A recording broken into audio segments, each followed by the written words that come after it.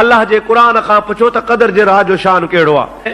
ऐं मुंहिंजा प्यारा हबीब करीम सल्लल्लाहु अलैहि वसल्लम तू दुनिया खे चई ॿुधाए त जेको इज़त शान मान वारो अल्लाह जो कुरान आहे, रब करीम जे ज़ात बाबरकात पाक कुरान मजीद खे लो महफूज़ तां जॾहिं लाहिण जो इरादो फरमायो, रब करीम जी ज़ात बाबरकात फरमाए तो मुंहिंजी तमन्ना हुई, मुंहिंजी रब जी ख्वाहिश हुई, अल्लाह ताला जे ज़ात जो इरादो हो त इन कुरान इज़त ऐं अज़मत वारे कुरान खे अहिड़ी रात में नाज़िल कयां जेका सभिनी रातुनि में इज़त वारी हुजे। उहा कहिड़ी रात हुई? क़दर जी रात हुई। इन्ना अंज़लनाहु, बेशक असां कुरान खे नाज़िल कयो आहे, फी लैलतिल क़द्र, इन क़द्र जे रात में, वमा अदराक मा लैलतुल क़द्र। ऐ प्यारा नबी पाक तोखे ख़बर हुजण खपे त क़द्र जी रात छा आहे। वमा अदराक मा लैलतुल क़द्र, तोखे मालूम हुजण खपे, तोखे ख़बर हुजण खपे, तोखे इल्म हुजण खपे त क़द्र आहे छा। अल्लाह ताला खुद तो फरमाए। वरी जवाब पाण अल्लाह ताला फरमाए तो लैलतुल क़द्र खैरुम मिन अल्फ शहर, या क़द्र जी रात एडी इज्जत वारी आ, इन जो एडो सवाब आ, इन में एडी फजीलत आ, ओडो माण्हू हज़ार हा महीना जागे, हज़ार हा महीना अल्लाह जी इबादत करे, हज़ार हा महीना सजदा करे, हज़ार हा महीना तहज्जुद जी रात जो जागे, हज़ार हा महीना अल्लाह अल्लाह करे। अल्लाह ताला फरमाइंदो आ खैरुम मिन अल्फ शहर, ओए हज़ार महीना हिकड़े पासे, क़द्र जी रात जो जागण हिकड़े पासे। या अल्लाह कीअं बेहतरा। अल्लाह ताला जी ज़ात बाबरकात फरमाए तो तनज़्ज़लुल मलाइकतु वर्रूहु फीहा बिइज़्नि रब्बिहिम मिन कुल्लि अम्र। अल्लाह तबारक व तआला जल जलालहु मन वालो फरमाइंदो आ इन क़द्र वारी रात में अल्लाह जे रहमत जा मलाइक हेठ लही ईंदा हल, ऐं अल्लाह ताला जल जलालहु मन वालो जा मलाइक हर क़िस्म जी रहमत ऐं ख़ैर ऐं बरकत उम्मत लाइ खणी ईंदा हल। मलाइक खाली कोन ईंदा हल पर वर्रूह, मलाइकन सां गॾु रूहुल अमीन भी हूंदो आहे। अल्लाह ताला जा ख़ुसूसी मलाइक भी हूंदा आहिनि। मुक़र्रब मलाइकन जो सरदार हज़रत जिब्रील अमीन आहे, जंहिंखे रूहुल अमीन जो लक़ब मिलियल आहे। अल्लाह तबारक व तआला ॿियनि मलाइकन खे त रवानो कंदो आहे, पर हज़रत रूहुल अमीन भी ख़ुदा जी रहमत ख़ासि खणी ईंदो आहे। तनज़्ज़लुल मलाइकतु वर्रूह फीहा बिइज़्नि रब्बिहिम मिन कुल्लि अम्र। अल्लाह ताला फरमाए तो सलामुन हिया हत्ता मतलइल फज्र। हिते हिकिड़ो मुग़ालतो आहे, आम माण्हुनि जे ज़ुबान ते हूंदो आहे, उन जी तव्हांखे मां क़ुरान शरीफ़ जे इन आयत जे रोशनी में वज़ाहत करे ॿुधायां। आम तरह सां माण्हू चवंदा आहिनि त क़द्र जी रात हिकिड़ो लम्हो हूंदी आहे, हिकिड़ी घड़ी हूंदी आहे। उन हिकिड़ी घड़ीअ में आम तरह सां माण्हू ॿुधाईंदा आहिनि, असां नंढा नंढा हूंदा हुआसीं, पोइ ॿाराड़ी में माण्हू ॻाल्हियूं कंदा हुआ घरनि में, अबा हिकिड़ी घड़ी हूंदी आहे, उन में वण सजदो कंदा आहिनि, पाणी खीर थी वेंदो आहे, आसमान सॼो रोशन थी वेंदो आहे।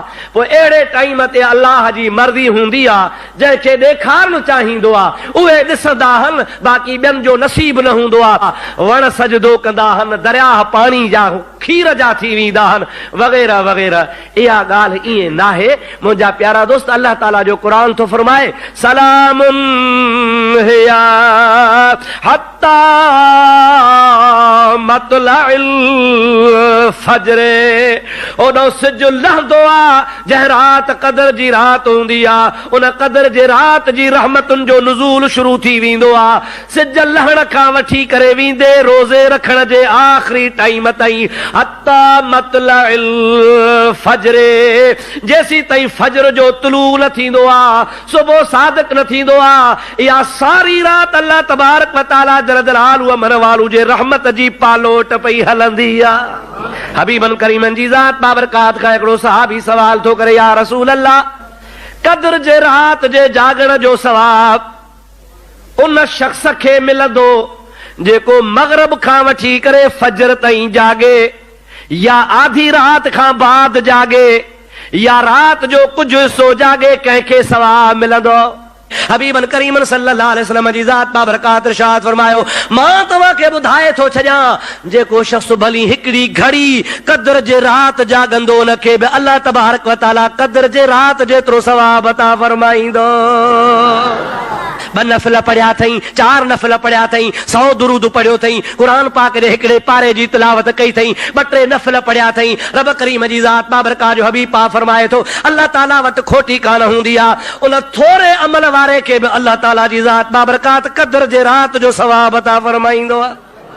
बाने खे खपे त अल्लाह जे रहमत में उम्मीदवार रहे, ना उम्मीदी मायूसी कुफ्र आहे।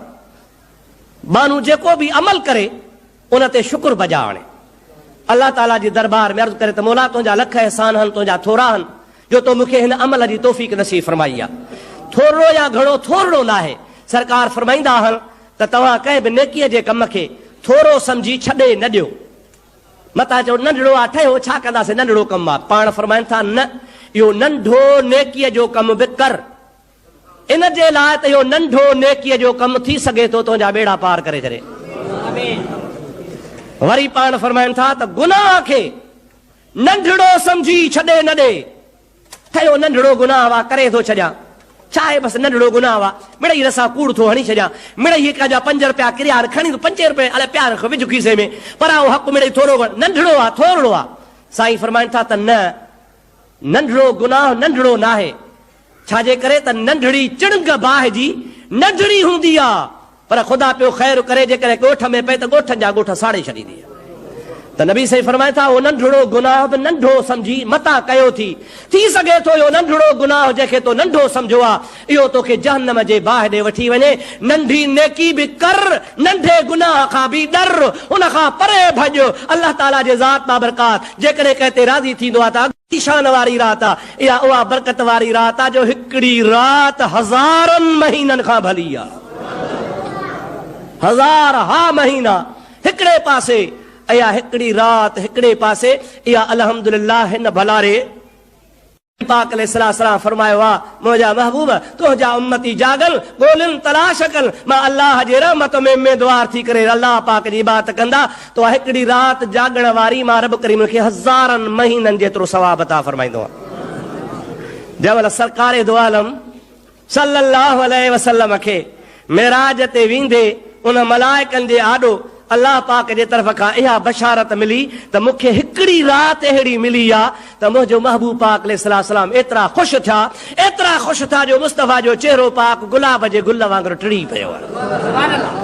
ओ मुंहिंजा प्यारा भाउ अज़ीज़, त इन क़द्र जी रात जो क़द्र कर, इन रात में जाग, अल्लाह पाक जी इबादत कर, नफ़िल पढ़, कुरान पढ़, दुरूद पढ़, रात जो ज़िक्र करे अल्लाह अल्लाह कर। अल्लाह ताला जी ज़ात बाबरकात तोखे जेकॾहिं मौक़ो नसीब फरमाए, एतिरी भलारी रात आहे, एतिरी रहमत वारी रात आहे जो रब करीम जी ज़ात इन रात में कंहिं बि बाने खे बेनसीब कोन कंदो आहे। एतिरे क़द्र जो अल्लाह जा मलाइक इनाम खणी लहंदा आहिनि, तनज़्ज़लुल मलाइकतु वरूह फीहा बेज़न रब्बिहिम मिन कुल अम्र। इन जे लाइ तफ़सीरन लिखियो आहे, इन जे तशरीह में मुंहिंजा प्यारा दोस्तो आलमन लिखियो आहे त इन रात जे अंदरि बानो अल्लाह पाक जी ज़ात बाबरकात खां जहिड़े बि मतिलब जी दुआ घुरंदो आहे, ख़ुदा ताला जा मलाइक दफ़्तर खयो बीठा हूंदा आहिनि।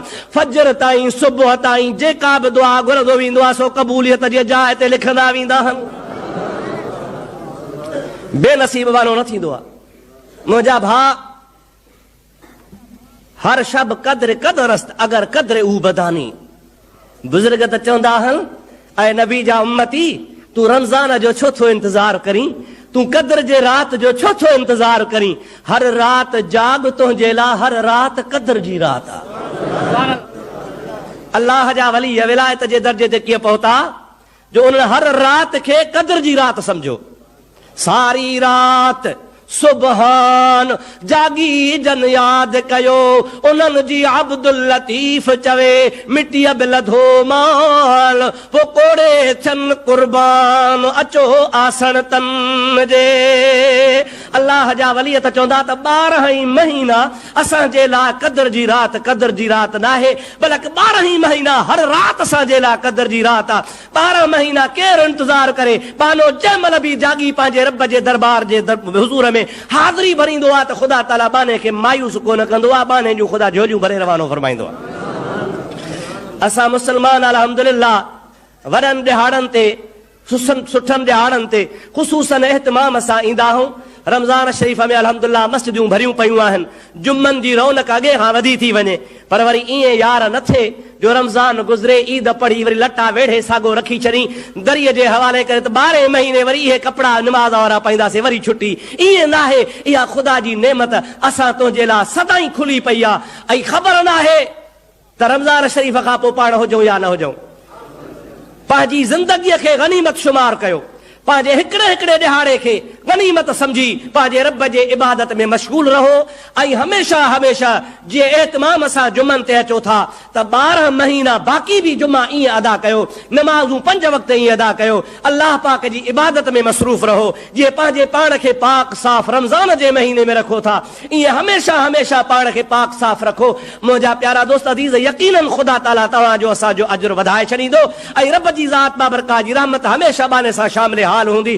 गफ़लत न बनायो, रमज़ान गुज़री वञे ऐं ईअं न थिए जो वरी तव्हां खां रमज़ान जूं रहमतूं ऐं नेमतूं विसरी वञनि। इहा जेका तव्हां इबादत जी इमारत खड़ी कई आहे, इहा हमेशा सलामत हुजे, इन खे हमेशा नज़र में रखी ख़ुदा जी ज़ात बाबरकात इबादत में मशगूल रहो। यकीनन ख़ुदा ताला जी ज़ात बाबरकात तव्हां असांजे मथां रहमतूं नाज़िल फरमाईंदो।